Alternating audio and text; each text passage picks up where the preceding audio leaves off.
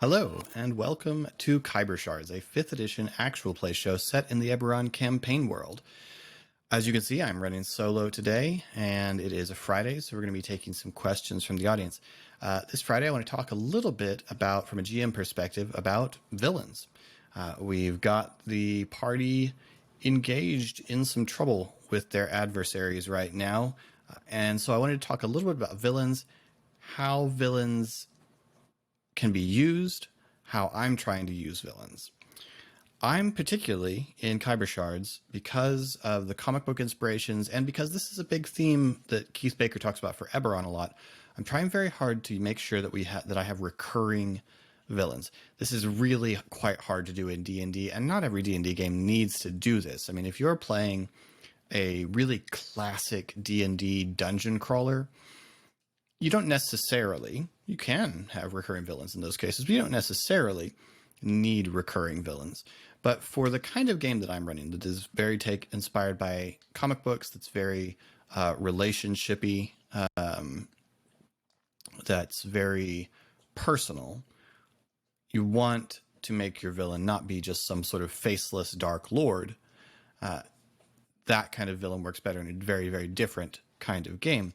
So I'm trying to really work on recurring characters. So I want to talk a little bit about how I'm doing that and what I'm trying to do so far. Obviously, in Khyber Shards right now, we have a few different people that could be categorized as recurring villains. The two main ones at the moment would be Tommel and Falco. Falco, we've really only encountered pretty briefly, but apparently my handful of lines from Falco made a super serious impression on the players. And so bringing him back made a lot of sense. I probably, if I'm being real honest, brought him back a little earlier than I ought to have. But bringing him back made sense, and the players have reacted strongly to him. And so the presence of Falco in the story hasn't really paid off with where we are yet, but that's one character who could be described as a recurring villain. And then the character of Tommel, of course. Tommel's a little bit different because there's a degree to which the player characters, I'm not sure about the players, but there's a degree to which the player characters don't really want to think about Tommel as a villain right now, or perhaps not as an enemy. I guess I should distinguish here. Enemy is just the player's adversaries, the people who are in opposition to the player's goals. Villain is someone with a goal that the players would oppose. And that can be distinct. A villain isn't necessarily opposing the players. In theory, your player characters are going to oppose their villain. Unless you're playing an evil campaign where your characters are the villains. That's an entirely different thing. That's not what we're talking about right now. So how do you go about designing a good villain? Well, there are a few different ways to think about villains. You can kind of try to categorize villains in a few different ways. One way you can categorize villains is in the way that we, the audience, the reader, the players, feel about them. Are they sympathetic? Are they an anti-hero? You know, someone whose goals we agree with, but whose methods we might find a little troubling. Are they a tragic villain? Someone who was driven to this by circumstances beyond their control. Someone like Mr. Freeze or Gollum. You know, these are tragic heroes or tragic villains who are villains, but we feel for them. We understand where they're coming from. And again, that's an audience reaction. It can also be a character reaction, but it is primarily an audience reaction. And then, of course, you have unsympathetic villains. These are villains that it's very easy to hate. You want to enjoy hating them. This might be a villain who's just a psychopath, like a lot of interpretations of the Joker. He's just a madman. Some people just like to watch the world burn. And we're not meant to feel any sympathy for him. We're meant to be frightened by him. He's alarming. He's entirely unsympathetic. You can kind of do the same thing with monsters. If you watch the original Predator or Alien movies, we're not supposed to feel any sympathy for those monsters. They're just dangers to be faced. But I would argue those are probably not really villains. But that's an entirely different conversation. And then another kind of unsympathetic villain is like the Dark Lord, Sauron, Voldemort, the super powerful being who's behind it all.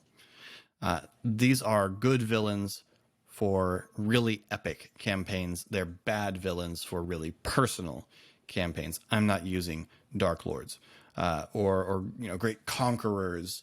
You see these a lot in comic books. Person shows up, intent to conquer the world. Alien movies, aliens show up, intent to conquer the world. We resist them. The Galactic Empire intends to conquer the galaxy. The plucky rebellion resists them. We're not supposed to feel sympathy for the Empire. We might feel sympathy for Darth Vader once we know the backstory, but we're not feeling sympathy for the Empire as an entity. It's bad. And we're not feeling sympathy for the Emperor as a Dark Lord. He's just bad, and we're okay with that. Nothing about him is good. So we could categorize our villains by the way that we're intended to feel about them. And I tend to like sympathetic villains. But there is something very useful, especially in Dungeons and Dragons, about unsympathetic villains. If you are going to have a sympathetic villain, and we haven't yet seen whether Tommel is sympathetic, because we haven't really seen how Tommel became the way that he is. So we'll table that conversation. I know there's some opinions among the viewers, but whether he is or not, if you're gonna let's suppose that he is, though. Suppose that we learn about Tommel and find that he's very, very sympathetic. He's driven to this. This wasn't his intention. That's fun and interesting narratively, but there is a degree to which in D&D you want to be able to just smash. So you also want to have some unsympathetic villains. You also want to have some villains that the players can just hate. So as things stand right now, let's suppose that Tommel has the potential to be a sympathetic enemy. As things stand right now, Falco does not. Falco's easy to hate. Falco was verbally abusive to the player characters back in session 0. Falco is a member of this program that did so much harm and trauma to these characters. Falco is someone who's easy to put into that unsympathetic category. And that's someone that the players can have no qualms about taking down, about showing no quarter to, maybe even, but about hating.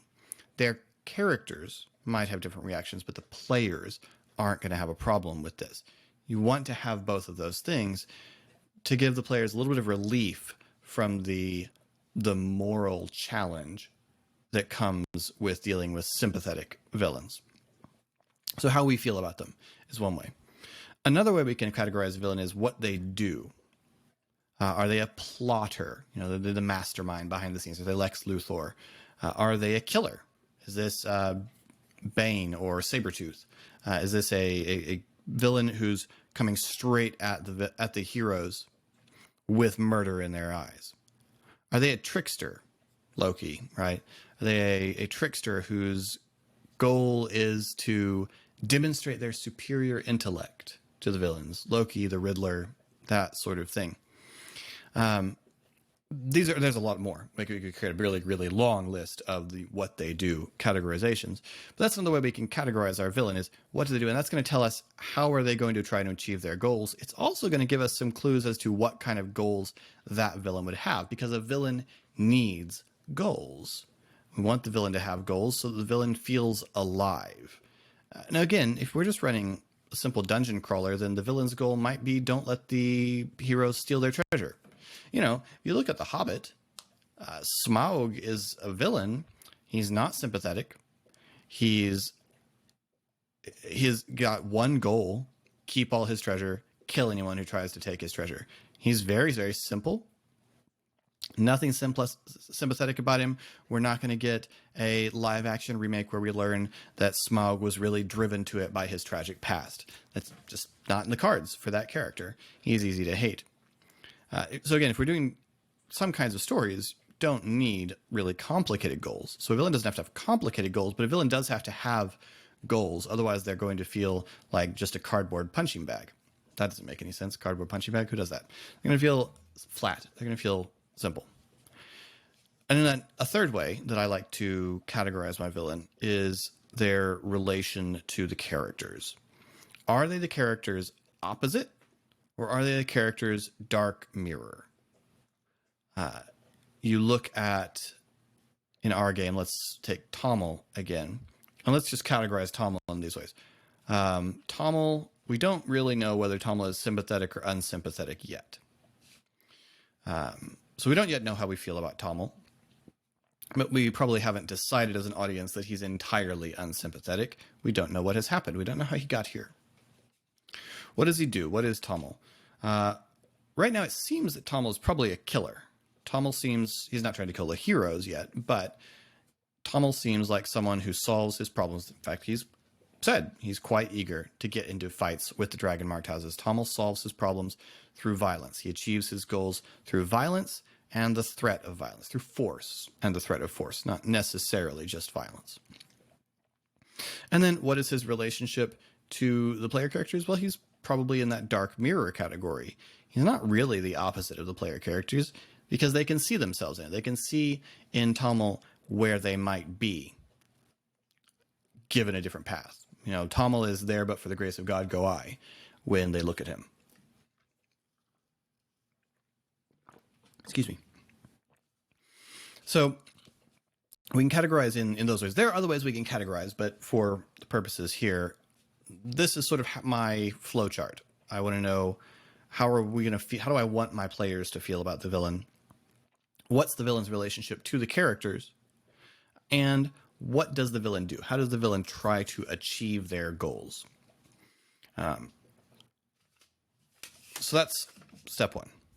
Then, using the villain. That's, you know, how we're designing a villain. We're working out those things about the villain, and then we put flesh on it with, you know, we want to know what do they look like, what are their powers, what are their abilities, that sort of thing. And what are their goals? Because especially recurring villains have to have goals that they're working towards. And then of note, I'm going to want to design a certain amount of progression into a recurring villain. Assuming Tommel remains an adversary, assuming the player characters aren't able to redeem Tommel or something like that, and he remains an adversary to them, over time, Tommel is going out, he's achieving goals, he's finding treasure, he's going on quests. Tommel's going to level up. So I need to think about a progression of, right now, at this level, what's Tommel's CR, what's Tommel's challenge rating, and what are his abilities? And how is that going to change as the campaign progresses, as long as he remains a part of it? Because he's going to go on, he's going to do things, he's going to try to accomplish goals, and he's going to level up. So what's his progression going to look like? I don't necessarily have to design that right at the beginning, but I should have some thought of, well, how Tommel's mark might grow, or what sort of class abilities I might steal and add to Tommel in an attempt to power him up over time. So think about that, but not necessarily create him at multiple levels right off the bat. So let's talk a little about using villains. So one of the things you've got to do ahead of a boss fight, ahead of the showdown with the villain, is the villain's presence needs to be made known. And this is harder or easier depending on the type of villain. So how much time they spend on stage depends on whether your villain is a direct actor, like Tommel. We've seen Tommel going out and actually doing his own dirty work. So Tommel is a direct actor. It's pretty easy to make Tommel's presence felt. We just need to make the player characters run into him. Right? Have the player characters run into him for various reasons. Have him force the player characters to do things. Have him threaten the player characters' goals at various points. Very easy to do. But there's another kind of villain that's very, very good, that we might refer to as a hidden hand kind of villain, someone who acts behind the scenes. So we could say, because we haven't really know much about this character yet, Mirren, this mysterious figure that Tommel reports to. Mirren is our hidden hand villain right now. Mirren, she's an unknown. Her presence is felt through Tommel. Tommel's essentially her lieutenant. So if we got past Tommel, we might get to Mirren. Or if we could convince Tommel to talk, we might learn about Mirren and what she really is, or who she really is, or any of these other things. So we want to make the characters' presence known. We want to make the villain's presence known, either by direct action or by the actions of their minions. But if you're going with minions, you need to find opportunities for their overlord to be present in the story. If you're using, if you're playing an RPG of G.I. Joe and you're fighting Cobra, well, Cobra Commander doesn't have to show up in every fight, but we need to know about him. We need to know about his presence. There are a few different ways you can do this. One is to have the subordinates of the overlord, of the hidden hand, talk about it or not. If you've watched the Netflix Daredevil series, the way that Kingpin is very, very slowly in the background. Before you ever see him on the screen, he's got a presence. Even though no one says his name, he's got a presence.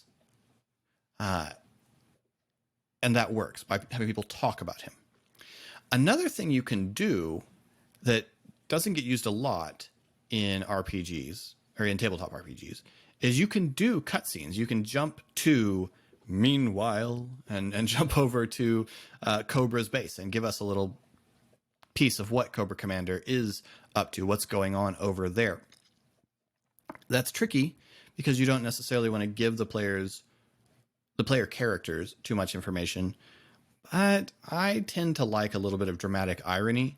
I tend to like situations where my players know more than their characters and have to stretch themselves in order to act within what their characters know without cheating, without using their outside knowledge. I think that's fun. I think it creates some really good character moments, and it's fun. Well, in my experience, it has been fun for players that I've had. Your players may hate it. As with all DM advice that I give, your mileage may vary. But either way, if you're playing with a hidden hand kind of villain, their presence needs to be felt in the story. You need to make the characters go, who's really behind this? Or who is that person? Or something like that. The player characters, and as importantly, the players, have to want to find out who the hidden hand is, if that's the kind of villain that you're working with. So you need to make the presence known, and you need to make the presence known before the eventual confrontation. If it's a hidden hand villain, you need to make it known well before the players have any kind of confrontation with them, because they'll presumably have multiple confrontations because recurring villain, right? Next, your villain, when encountered, needs to be vocal. Your villain needs to have personality, voice, ideas. They need to express their goals and intentions. They need to express their position and why they think they're right, because no one is the villain of their own story. You need to think why they think they're right, why they think the player characters are wrong, or stupid, or even evil. I think the player characters are the bad guys in some cases. This is hard. I'll be honest with you, this is hard. It's easier if you can come up with opportunities for the player characters to talk to the villain outside of combat. Once you're in combat, you're thinking about the next turn. You're thinking about what powers the villain is going to use. You're thinking about that sequence of events. You're reacting to what the player characters have just done. It's very hard to remember to keep villains vocal in combat. If you're good at that, kudos to you. One thing that can be done, I'm not very good about doing this. One thing that can be done is you can sketch out a few things for the villain to say during the course of combat. If you're actually trying to communicate information to your players, you should absolutely do this and have the key things that the villain needs to say in combat sketched out somewhere and make sure that they say those things. If you're just trying to make the villain vocal so they have personality, a few random phrases, not necessarily random, but a few relevant phrases can be sufficient. And just sprinkle them in as combat goes on, in reaction to things that the players do, or between turns, or during their turn. If you like to improv, I do, You can also, on your monster card for the villain, whenever you create a stat block for that villain, sketch out what's the sequence they're going to do. What are they going to do on round 1, round 2, round 3? Beyond that, you're probably going to be in such a weird situation you can't plan it, but that will take some of the pressure of that off and allow you to think about being the character and role playing. If a villainous character is not a frontline combatant, this can be easier because they can be standing in the background commanding their minions or inspiring their minions or throwing spells. And it's a little easier to think through what they're going to say when they're not in the middle of a fight. But either way, do what you can to make your villain vocal. And a lot of times that's going to mean you need to come up with ways for the characters to encounter the villain and speak with the villain outside of combat. This is delicate and tricky because a lot of times your party will want to attack the villain at the first opportunity that they have, especially if they know that villain is a villain. One way to do this is to put them in one of two situations, either in a situation where they know they can't win, Tommel, or put them in a situation where open violence is nearly unthinkable. You encounter the villain at a party where there are a lot of civilians around, and they can't just go right up and murder them. You can also give the villain a good cover in some cases. Again, you think about characters like Lex Luthor, who Clark Kent might encounter in his role as journalist in various occasions. Wilson Fisk, also a good example there. Wilson Fisk Kingpin, also a very good example.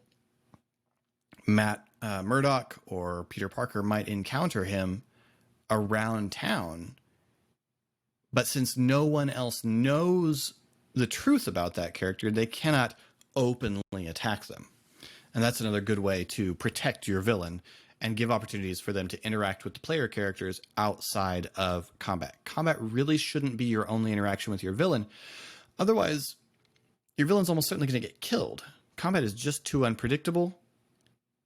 You need to find opportunities where you can have a peaceable conversation with your players as the villain. So villains should be vocal. Villains should either have or develop a relationship with the characters. That's really what we're trying to do through multiple encounters and through non-combat encounters with the villain, is we're trying to build up a relationship. Probably an adversarial relationship. Sometimes things go differently, but probably an adversarial relationship, one where the villain is obviously working against the characters, but you want opportunities for the villain to express their viewpoint, the characters to express their viewpoint, and for them to develop a certain degree of relationship, whether that is a sort of cat and mouse, this is a big chess game relationship, or just pure blind hatred of the villain. You're trying to build a relationship. That's why the villain is recurring. If the villain is not recurring, then you're probably not going to build much of a relationship with the villain. Again, big giant epic campaigns with a Dark Lord, things go very differently. But for the purposes of a very personal campaign like what I'm running with Khyber Shards, need the villain to build that relationship. And then, frankly, most importantly, for the recurrence factor,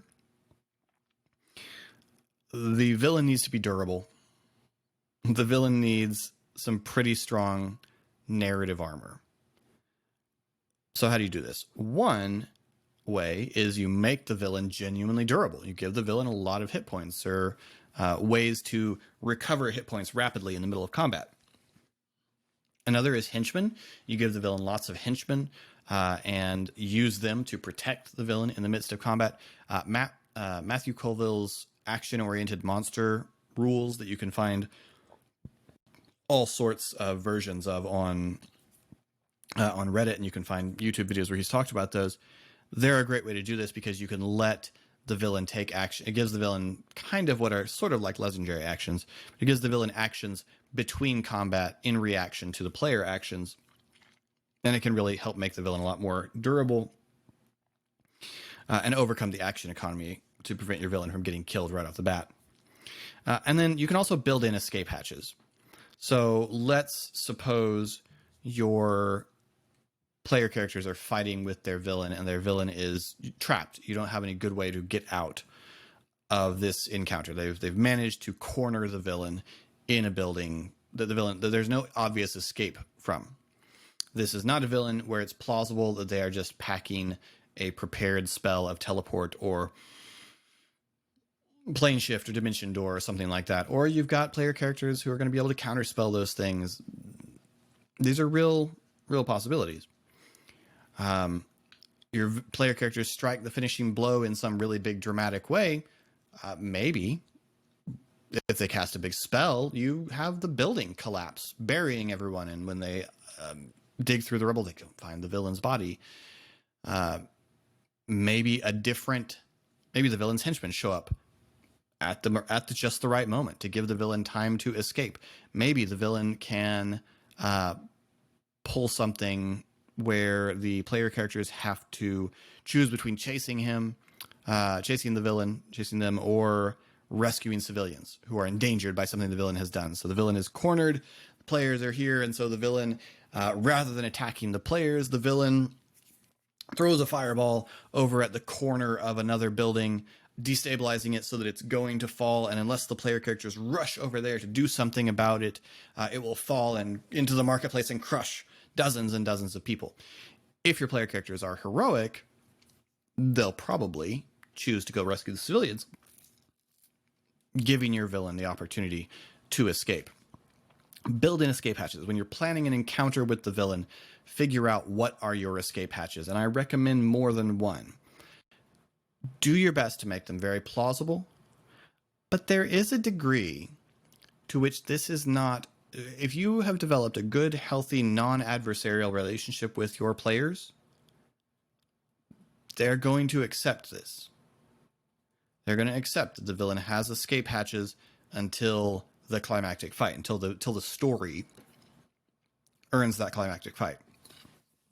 Now, sometimes you're just going to have to yield. Sometimes your players are going to be too clever. They're going to plan too well. They're really going to trap your villain, and you can't do anything short of a super obvious Deus Ex Machina kind of thing. You just can't rescue your villain. That happens. And sometimes you just need to let it happen. Sometimes your villain dies early. You just need to be okay with that. There can be consequences of that. Maybe they meet the villain's boss or apprentice.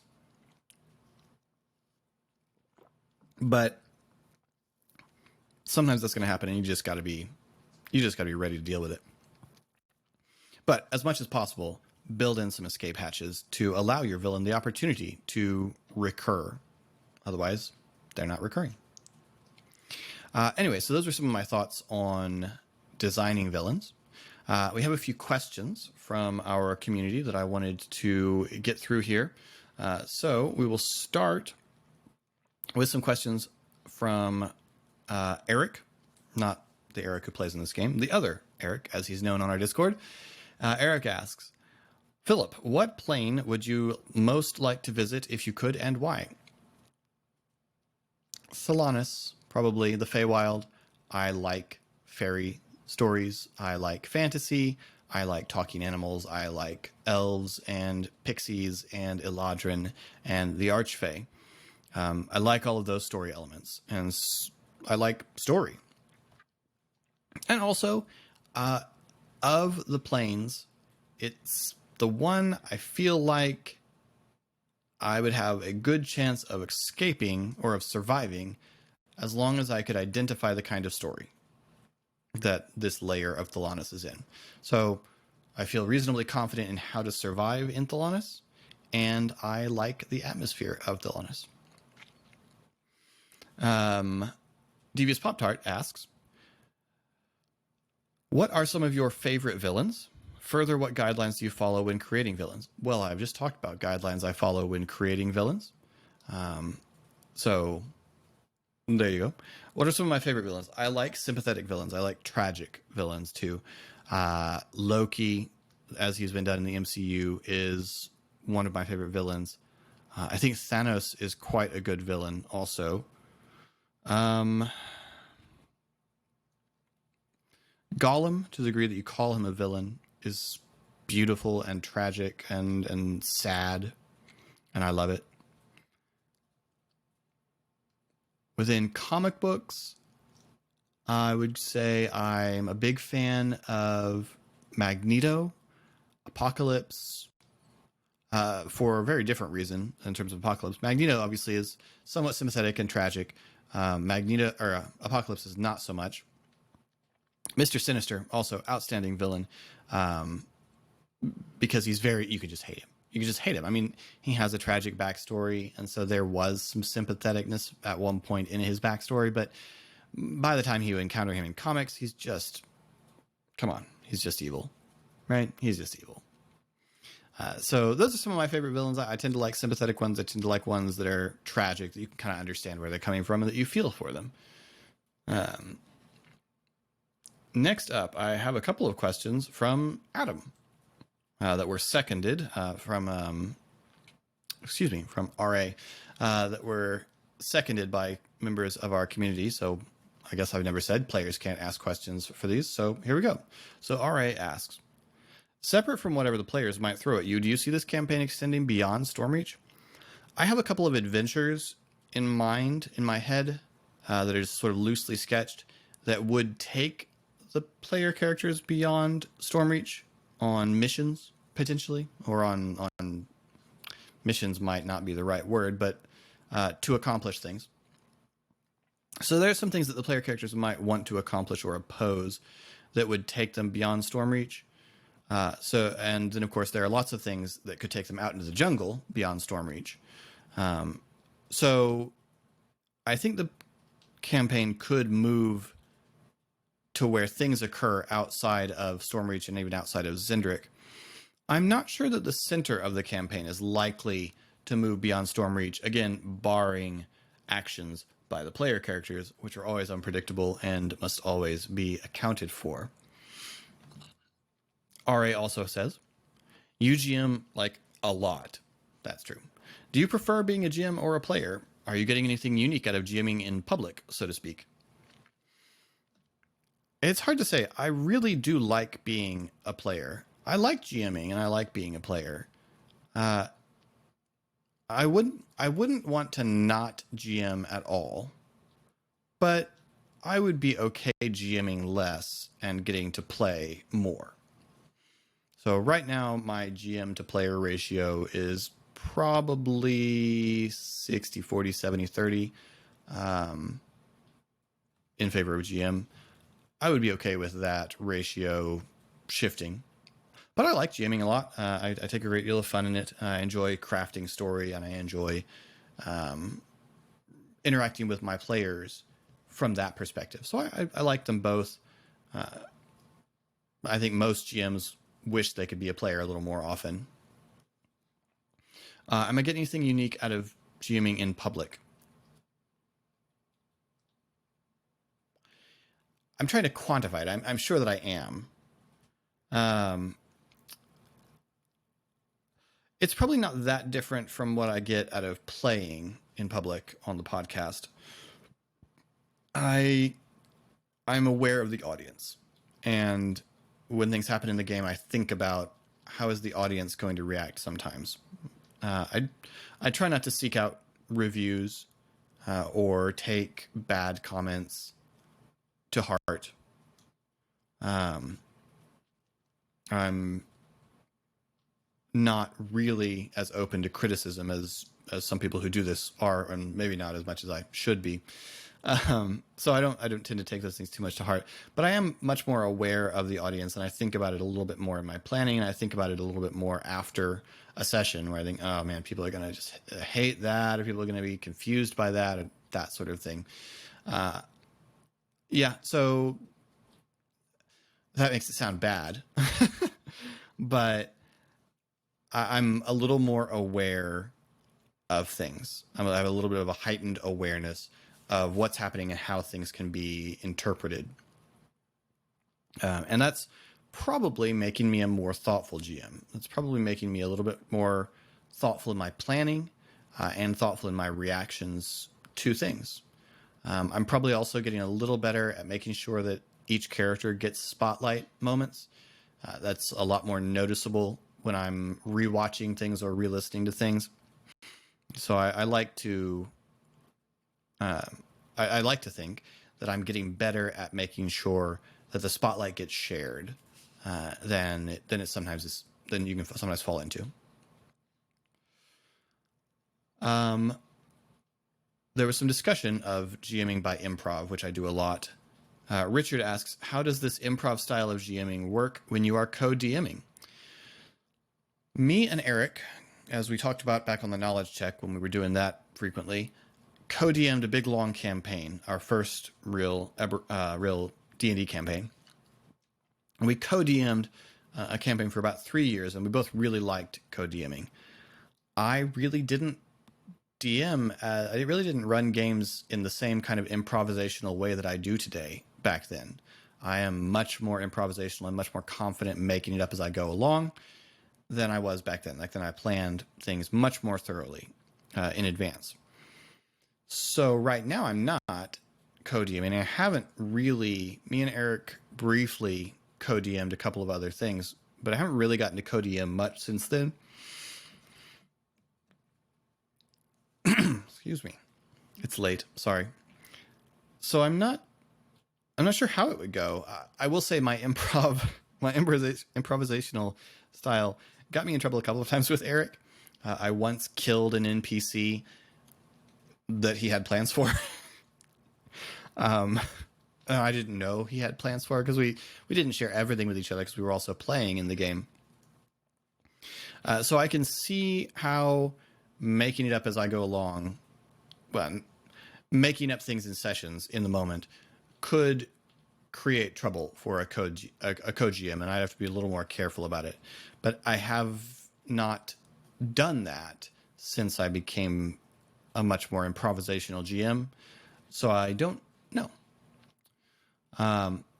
Richard continues, are you able to keep your main plots? I recall your planning of your home game finale on the knowledge check. Is that the most you've planned in advance for a session?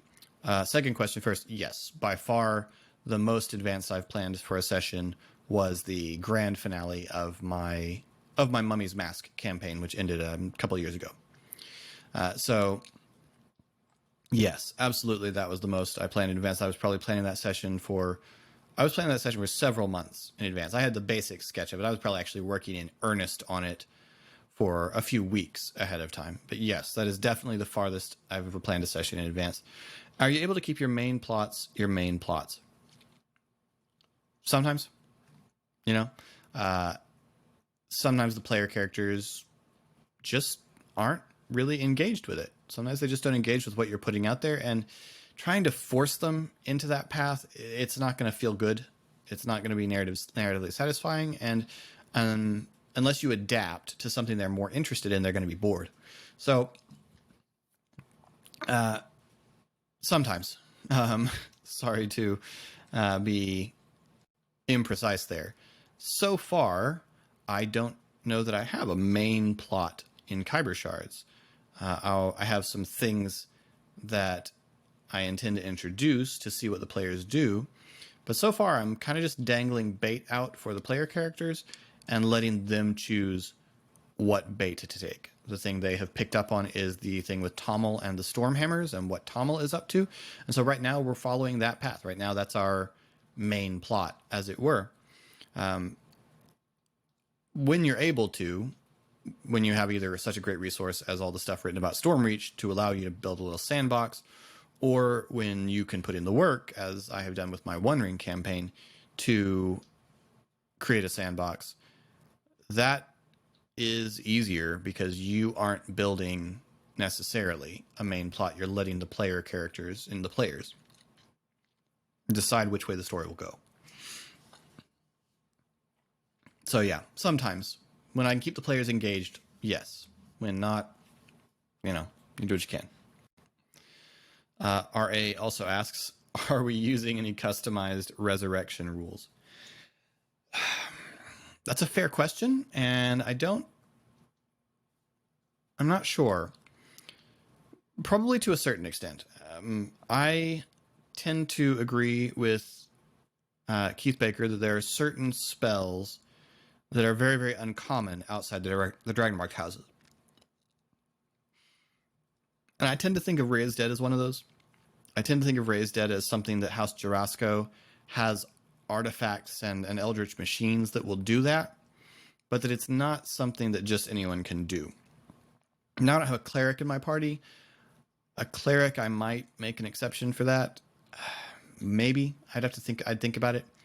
But I don't like death being able to be reversed simply. So when I allow the Raised Dead spell, I tend to make it a little chancier to use. Now, Revivify, different thing. Revivify is basically a defibrillator, and so, sure, why not? You know? But Raised Dead, True Resurrection, something needs to be added to give death weight, if you're going to do that, if you're going to allow that.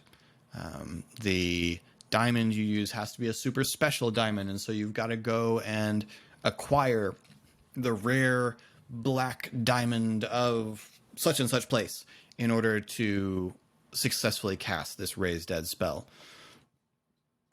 Or you have to deal with who's got the soul of your friend. Resurrection, any kind of resurrection, should have cost and weight to it, and not be easily available. Will that result in us using customization rules? I don't know yet. And I just haven't decided that yet. But those are my general thoughts on resurrection and death, is I think death should have weight and resurrection should not be easy or free. Or cheap. It's not free. Or cheap. And I don't think that the cost should just be cash. I understand it. Mechanically, it makes perfect sense. But I really don't like it narratively, that the cost of raising someone from the dead is just having enough money to buy a diamond. That there should be something more to that. There should be story to that. So if we have a character death and we need to, and we decide we're going to try resurrection, there will be some narrative to go with it. It will not just be as simple as, boom, I cast Raised Dead and it's all fine. So again, Revivify, all right. Well, those are our listener, viewer, and player questions. My dog is awake. So thank you so much for watching. One last thing. One thing that all good villains need, especially comic book villains, is villains need lieutenants. So I would like to offer you, the viewer, the opportunity to create one. Comment below with your pitch for a villainous lieutenant. If you watched my episode on factions in Stormreach, you could tell me what faction they probably belong to. But if not, pitch me an NPC. I'll take all the entries, let's say in a week. I'll take all the entries. I'll do a drawing. That seems the fair way to do it. I will do a drawing from among them, and then I'll get in touch with the winner, and we'll add their villainous lieutenant as an NPC to our Stormreach. So help me build the world. Comment below. Thank you so much. This has been Khyber Shards. Thanks for rolling with us.